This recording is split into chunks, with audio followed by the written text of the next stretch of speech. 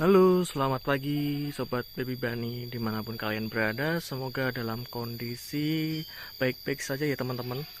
Nah, pada kesempatan kali ini saya mau berbagi mengenai tips supaya kelinci kalian jarang terkena skabis ya teman-teman, supaya tidak terserang penyakit skabis.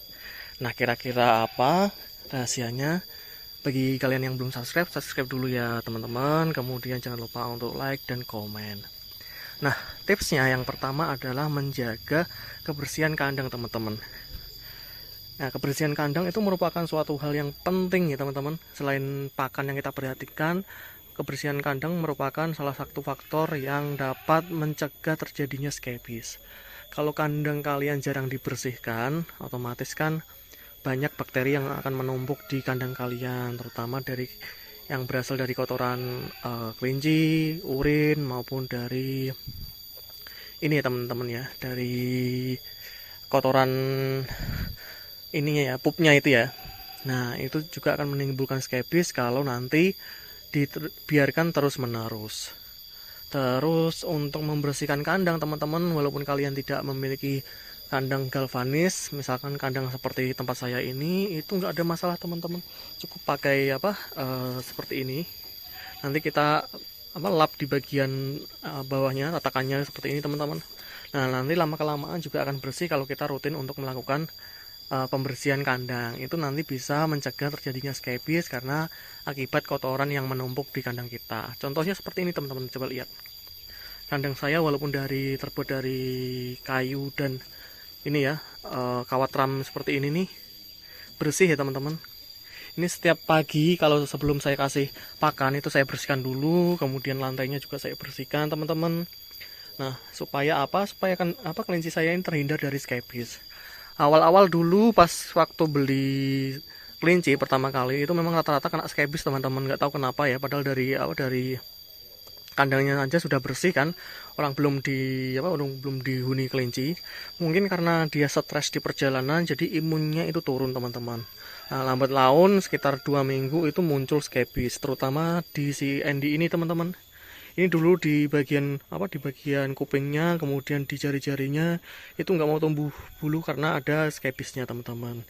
Nah, itu saya suntik pakai Ivermectin, kemudian selang sekitar 2 minggu sudah kembali normal ya teman-teman, dan sampai sekarang alhamdulillah tidak terserang skabis kembali teman-teman, karena memang ya tadi itu yang terpenting adalah menjaga imunnya si kelinci dan juga kebersihan dari kandangnya.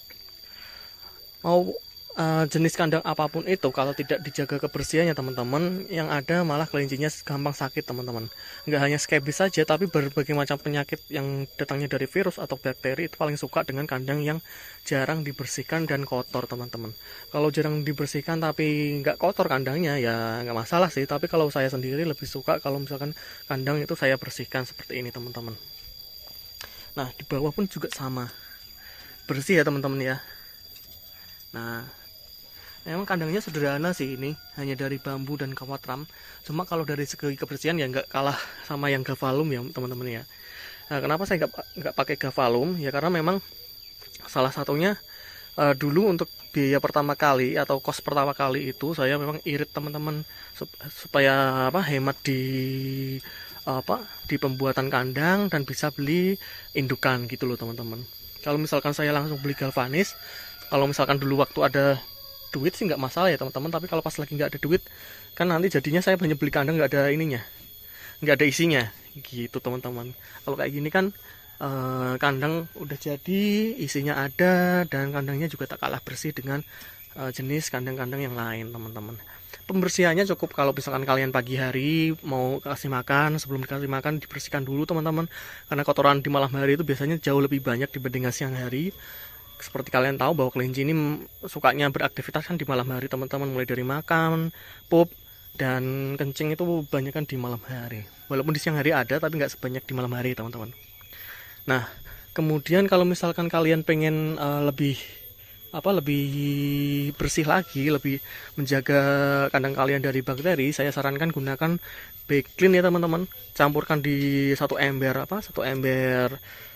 air putih, dikasih Baclean 1 tutup, itu nanti tinggal digosokkan saja di dalam di atas dari bambunya ini nanti itu juga bisa membunuh bakteri. Karena backlint itu cukup ampuh teman-teman kalau untuk membunuh bakteri yang ada di lantai, di bambu itu ampuh teman-teman. Kalau misalkan kalian tidak punya disinfektan khusus untuk ini ya, hewan ya teman-teman, itu cara mudahnya.